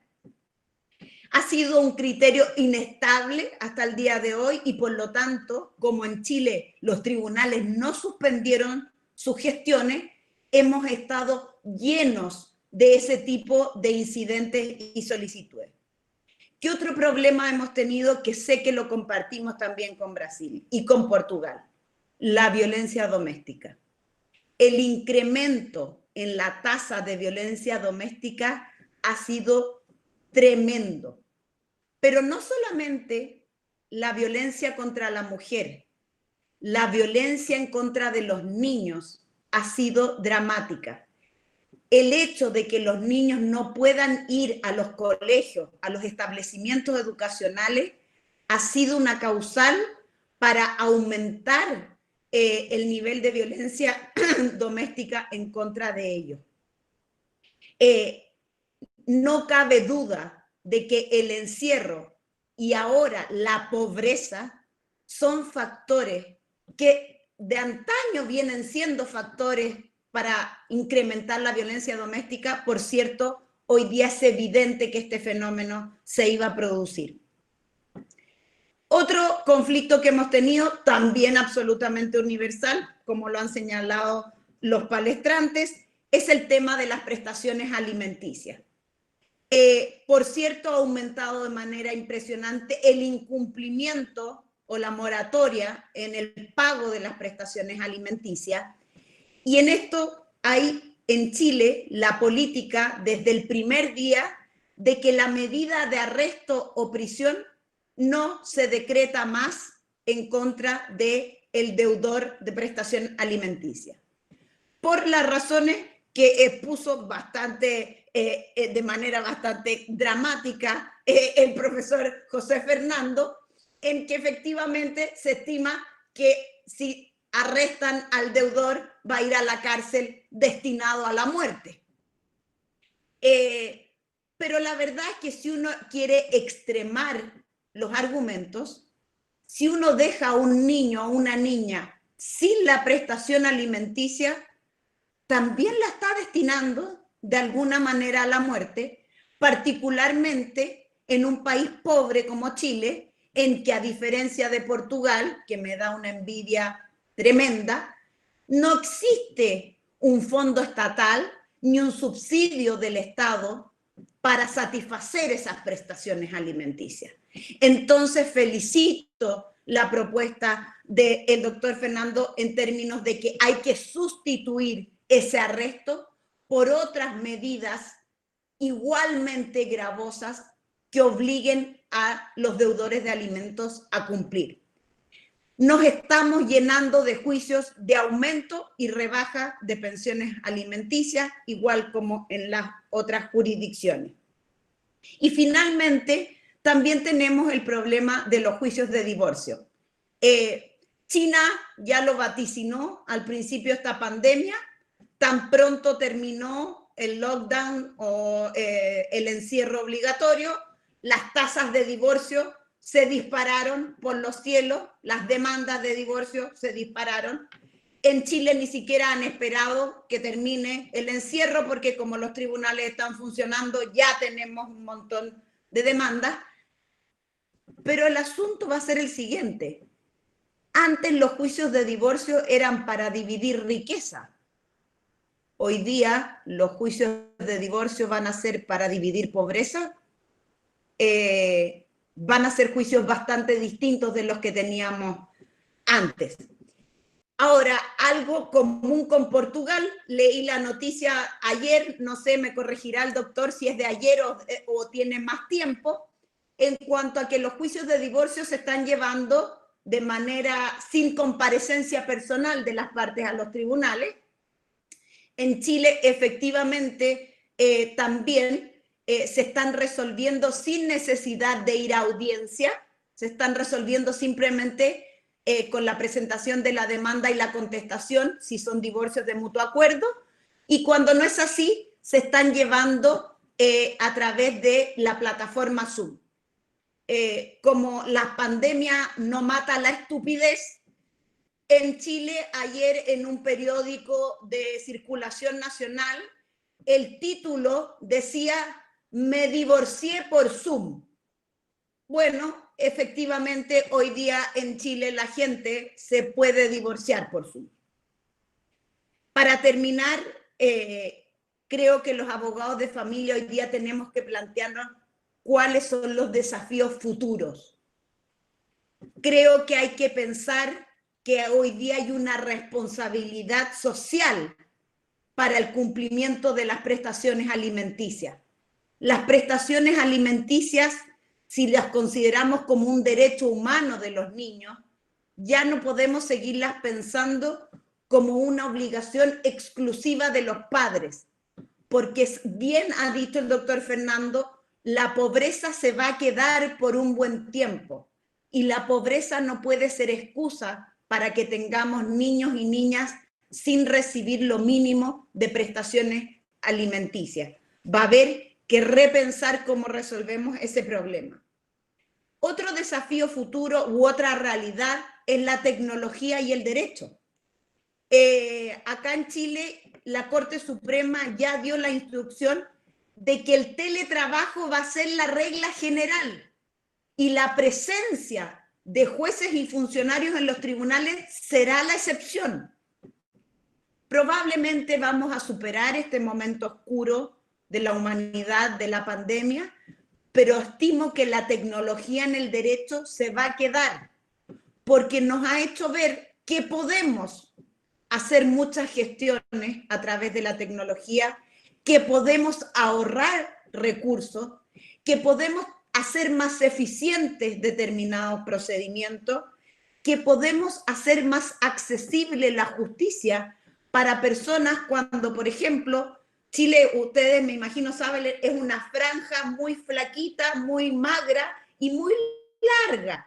Existen distancias geográficas muy grandes. Bueno, claro, para ustedes, para Brasil, nada es muy grande, el más grande del mundo, pero para nosotros en Chile, esta distancia es muy larga.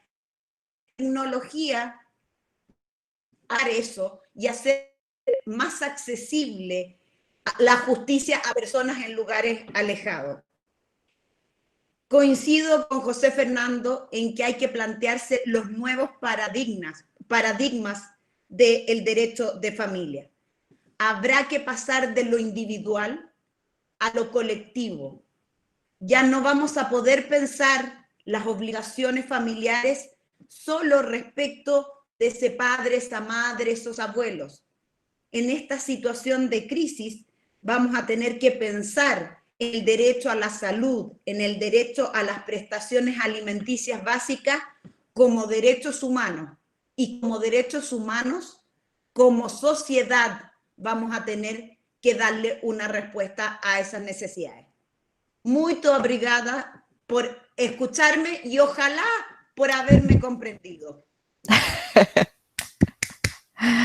Muchas gracias, professora, pela brilhante conferência.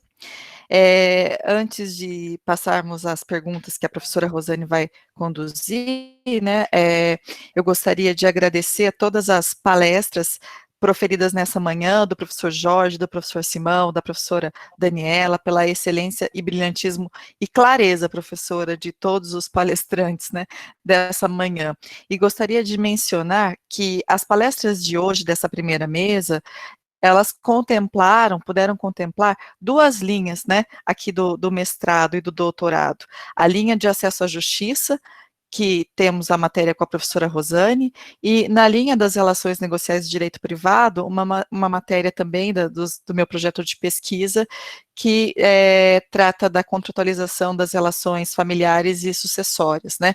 Então, é importante destacar essa interdisciplinariedade e que todos os palestrantes puderam trazer temas aqui, englobando, trazendo esse viés aqui para as linhas do mestrado, né, com temas tão importantes, e como o professor Simão mencionou, né, a globalização traz problemas iguais, né, então a questão da guarda dos alimentos, como fazer, uma colocação posta pelo professor Jorge, né, como que nós vamos aferir a boa-fé, será que vai ser pela sobrança, se a pessoa está ou não falando a verdade.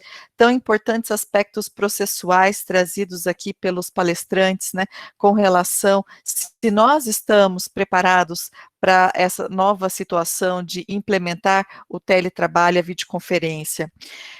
Nós tivemos agora, professor Jorge, o primeiro caso de adoção concretizado no Recife por teleconferência. Então, assim, como as adoções não podiam parar por conta da pandemia, né, e deixar mais ainda crianças e adolescentes em situação de estarem institucionalizadas, no Recife eles deram prosseguimento, né, à adoção pela teleconferência. Então, isso foi algo muito importante, né. Então, as palestras foram excelentes para poder contemplar tudo isso, esses temas importantes, né. Eu só tenho a agradecer, não teria nenhuma pergunta a fazer, e eu passo a palavra, então, à professora Rosane, para que ela possa fazer as considerações, e aí, então, nós abrimos as perguntas que já estão sendo enviadas aqui pelo chat. Muito obrigada a todos os palestrantes e a todos que estão participando.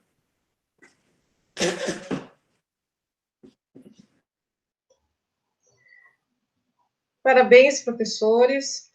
Doutora Daniela, deu para ouvir perfeitamente, deu para entender, você fala um português achilemado, muito bem, deu tranquilo.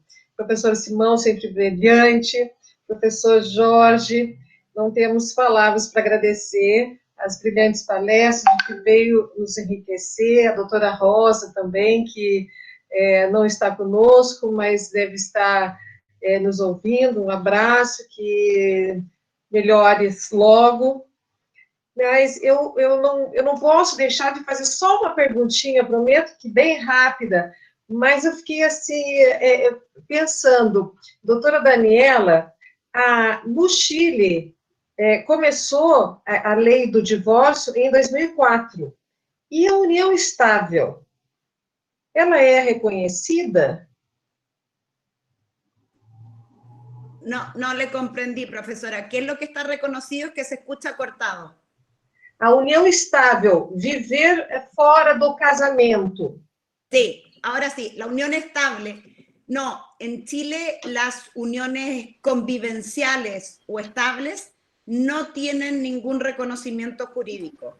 No importa cuántos años dure, ni si existen hijos producto de esa relación, en Chile no tienen reconocimiento jurídico. E em Portugal? Doutora Daniela, só um momento. Doutora Daniela, me corrija uma coisa. Quando eu pesquisei o divórcio na América do Sul, eu pesquisei que o Chile foi realmente o último país da América do Sul a admitir o divórcio. Mas eu também li naquela época, e queria confirmar com a senhora, que o erro essencial quanto à pessoa do cônjuge no Chile foi alargado para permitir anulações de casamento. Se não li mal, e queria sua confirmação, se não li mal, o Chile acabava permitindo, olha, eu vou usar entre aspas, o divórcio por meio da anulação de casamento facilitada. Porque o Brasil tentou esse expediente 3 vezes na década de 1960. Aumentar as hipóteses de erro para facilitar o que a igreja não aceitava, que era o divórcio. Eu li mal ou é isso mesmo que ocorreu no Chile? En Chile, efectivamente, lo que existía era un verdadero fraude. Se solicitaba la nulidad de matrimonio basado en un error formal que decía relación con la jurisdicción del oficial que celebraba el matrimonio. Pero ¿cuál era el problema, José Fernando? Que tenían que estar de acuerdo los dos para cometer este fraude conjuntamente. Entonces, cuando no había acuerdo, era imposible salir de ese matrimonio. Y entonces existía gente que había estado 40 años separada de hecho, pero seguía siendo cónyuge con todas las repercusiones jurídicas que significa seguir siendo cónyuge.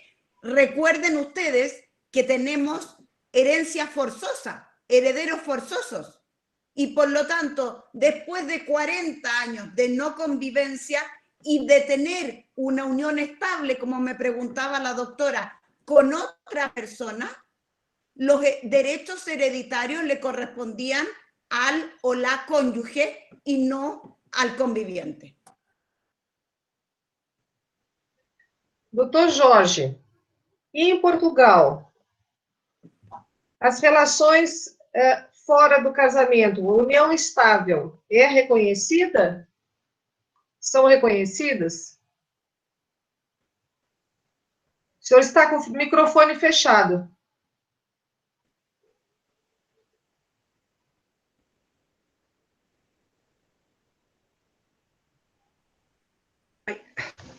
Só um bocadinho.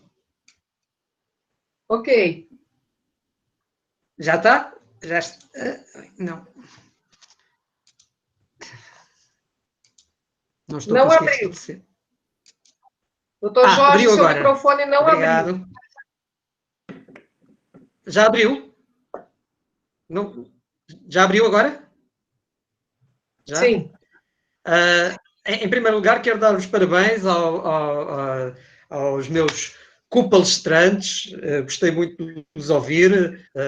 Já conhecia o professor José Fernando Simão, não era uma surpresa. No caso da professora Daniela, espero que não nos tenhamos encontrado, penso que não. Pelo menos não me lembro de si, confesso. Mas foi um gosto ouvi-la. Relativamente a essa questão, já agora que estamos a comparar ordenamentos, aproveito só, antes de responder à pergunta da professora Rosane Cachapuz, aproveito para dizer que em Portugal o divórcio é admitido desde 1910, embora tenha havido desde 1910. Já temos mais de um século de divórcio, não é? Mas tivemos uma interrupção, uma quase interrupção entre 40 e 75, 1940 e 75. Quanto à pergunta relativamente à união estável, em Portugal a nossa união é denominada união de facto. Ela beneficia de um reconhecimento, mas é um reconhecimento muito tímido. Basicamente, fora do direito civil, é tratada de modo igual ao casamento e dentro do direito civil é quase ignorada. Só para dar um exemplo, quando morre um membro da união de facto, ele não é herdeiro do que faleceu, enquanto um primo é, mas o companheiro não é, mesmo que viva 40 anos com ele.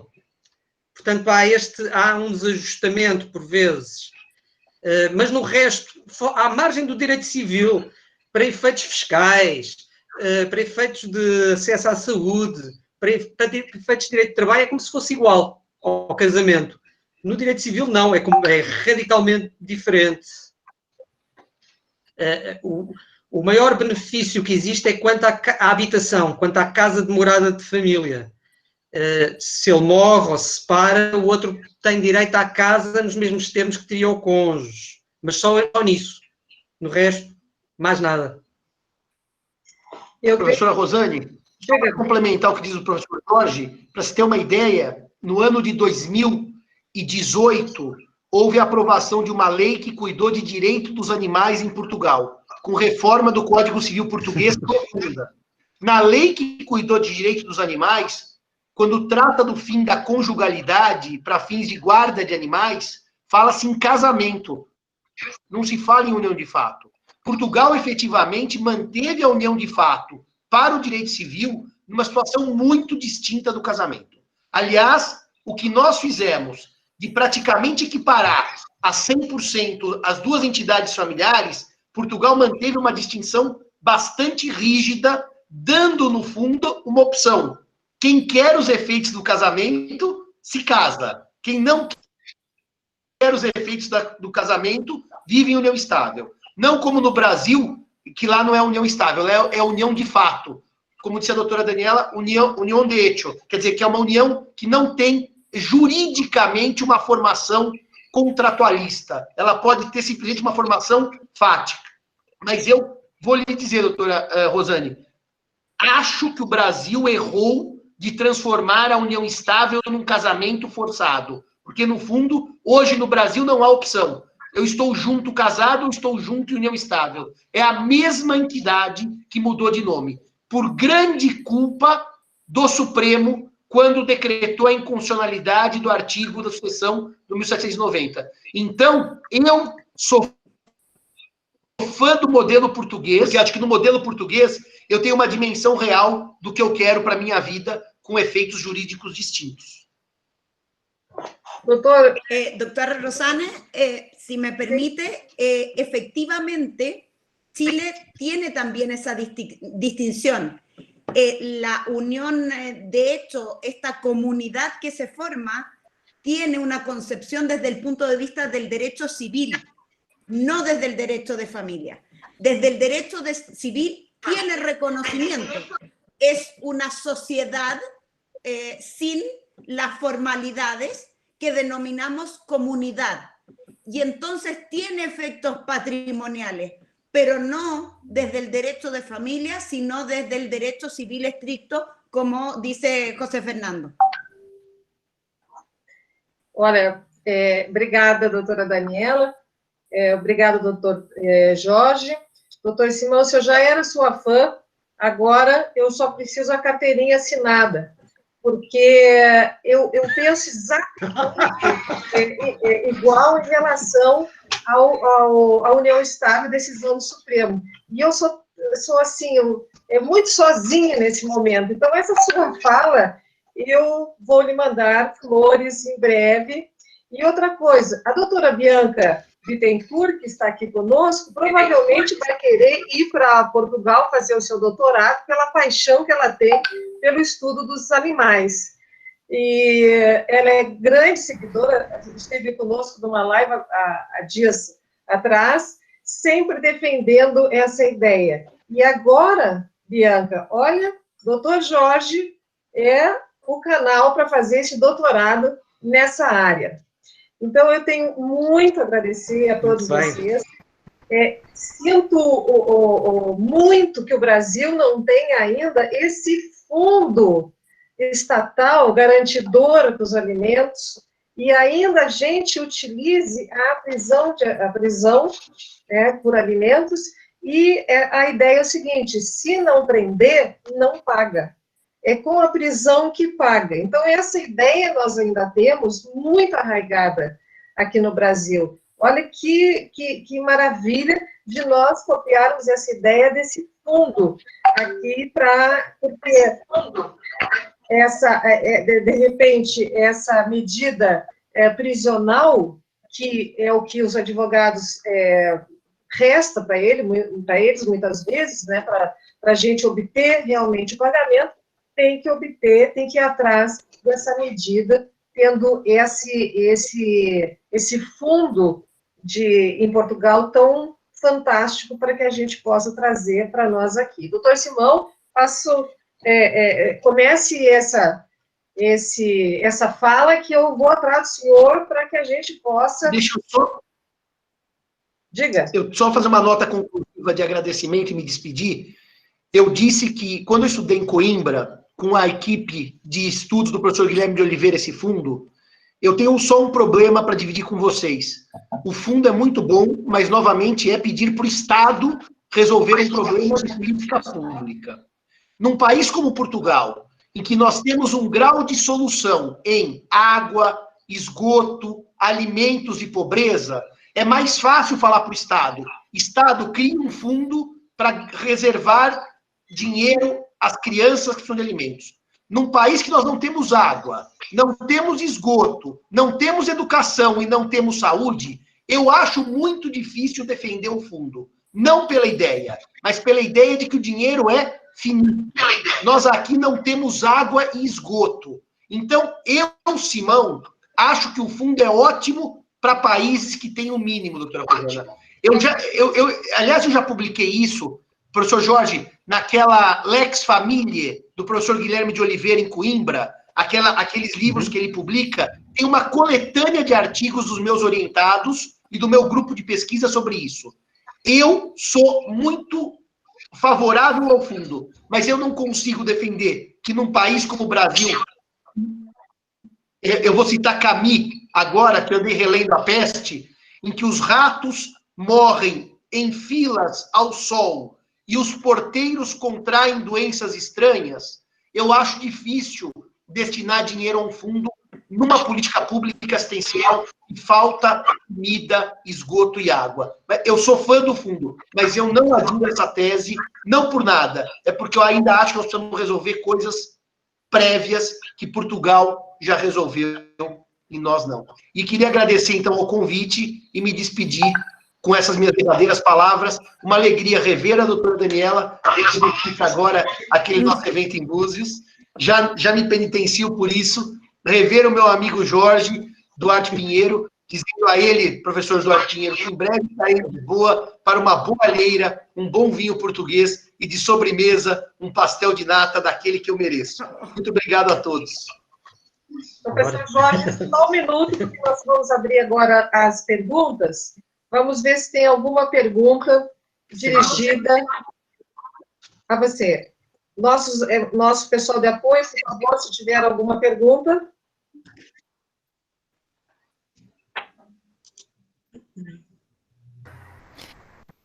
Bom, temos uma pergunta para o professor Jorge, aqui no chat do Google Meet, né? Que fala assim: professor Jorge, por acaso a existência do Fundo de Garantia dos Pagamentos de Alimentos não estimula o devedor a descumprir sua obrigação? Qual a sua opinião sobre esse fundo? É possível reaver do devedor os valores depois? Sim. É essa a pergunta, não é? Obrigado. Certo. Entretanto, relativamente a este fundo, o fundo prevê a possibilidade do reembolso, do regresso pelo incumpridor, prevê, o que também é um efeito dissuasor. Outra coisa que é preciso dizer, é verdade que em Portugal não existe a prisão compulsória do devedor de alimentos, não é? Não existe uma prisão para obrigar uma prisão que ocorre até que a pessoa pague alimentos, mas quando haja violação da obrigação legal de alimentos, também há prisão. Não para compeli-lo, mas para puni-lo, não é? Não é para conseguir que ele pague alimentos. E, portanto, há mecanismos, de facto, que dissuadem o devedor. Mas há, efetivamente, situações extremas em que não se consegue obter o que foi fixado e o fundo reage, mas tem sempre a possibilidade de obter o que pagou do próprio devedor. Eu, em geral, tenho uma ideia positiva do fundo.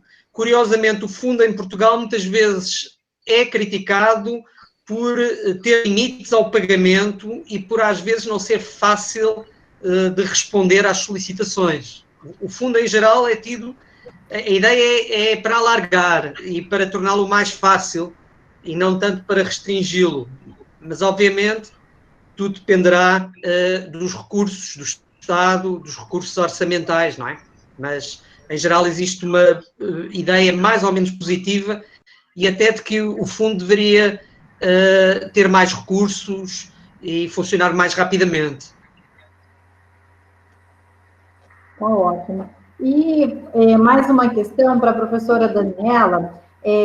Doutora Daniela, tal qual em Portugal, em situações extremas, se existe algum programa emergencial ou assistencial de alimentos às crianças?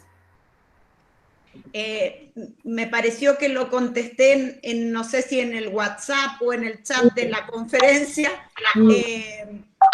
No existe un fondo, como ha explicado el doctor George, pero en esta situación de pandemia hay subsidios por parte del gobierno, pero para las familias que tienen ingresos bajo una determinada cantidad. No es un subsidio específico o directo para el pago de prestaciones alimentarias. Está enfocado al grupo familiar en virtud del ingreso familiar. No tiene relación directamente con la satisfacción o el pago de obligaciones alimentarias que se encuentren actualmente impagas. Tá ótimo. As dúvidas direcionadas no chat foram essas. Teria que dar uma olhada lá com a Yara. Tem alguma coisa aí, Yara? Oi, Bianca. Aqui no Facebook nós não temos nenhuma outra observação, nenhum outro questionamento, não. Acho que são só essas dúvidas que estão no chat mesmo.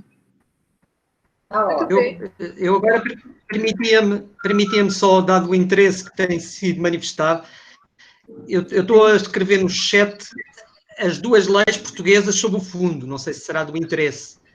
Conseguem pesquisá-las na internet se eu colocar lá o número delas. Estou a ver se escrevo. Portanto, mas também posso dizer ao mesmo tempo que uma é a lei número 75 portanto, 98, de 19 de novembro. Vou ver se escrevo aqui no chat para que se consiga ver. Mas o chat está a ir devagar. 19 de... Ora, uma é essa, a lei número 75/98 de 19 de novembro. E a outra é do ano seguinte.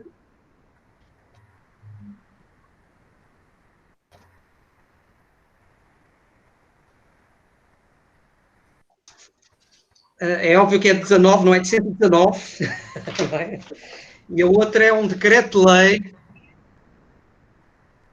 só para terminar, exato, decreto-lei número 164 2020/99, também de 13 de maio. Acho que já chegou uma das referências ao chat, penso.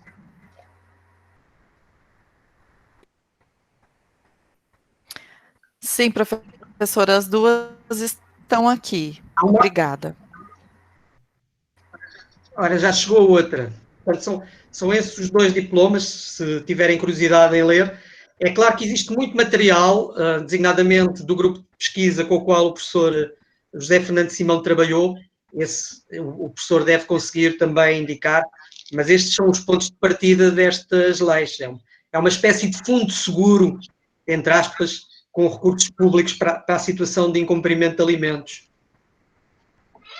Excelente, muito obrigada, doutor Jorge, muito obrigada a todos os presentes, a nossa presidente do IBDFAM, a doutora Elisângela, né, sempre junto, que seria de nós, né, sem o IBDFAM, e ainda mais com uma presidente essa que não nos deixa um minuto, está sempre junta. Muito obrigada a todos, um especial agradecimento à doutora Daniela, que esteve junto comigo durante todo o tempo, toda a organização, e sempre partilhou dessa área de direito de família, e agora nós estamos no mestrado e no doutorado, levando sempre essa matéria tão maravilhosa que a gente é tão apaixonada. Obrigada a todos os nossos apoiadores, ao doutor André, e passo a palavra ao doutor André. Bom, registramos aqui a mais sincera gratidão aos professores palestrantes, né, que contribuíram com as suas pesquisas, de modo a fomentar e fazer avançar o debate acadêmico. Agradecemos também a presença e a participação de todos os inscritos e ouvintes que acompanharam as palestras pelas plataformas virtuais. E aproveitamos o ensejo para reiterar a necessidade de inserir o nome no chat para confirmação da presença. E agradecemos aos membros, destituímos a mesa e informamos que teremos um intervalo para almoço, retornando o evento às 14 horas, nesse mesmo link que permanecerá aberto para a posterior mesa de direito ambiental. Obrigado a todos. Antes de encerrar, André, eu só gostaria de fazer também um agradecimento muito especial à doutora Juliana Tavares, que ela ajudou sobremaneira, ela que conseguiu os contatos do doutor Jorge, a doutora Daniela, o doutor Simão. Então, se não fosse pela professora doutora Juliana Tavares, também seria muito complicada esse evento. São tantas coisas, são tantos agradecimentos, é tanta emoção numa manhã só, que quase que faltou essa presença indispensável nesse evento, que foi o da doutora Juliana. Muito, muito obrigada de coração. Um bom almoço e até à tarde. Obrigada. Tchau, tchau. Muito obrigada, professora, professora Rosane, todos os demais. Obrigada. Boa tarde a todos.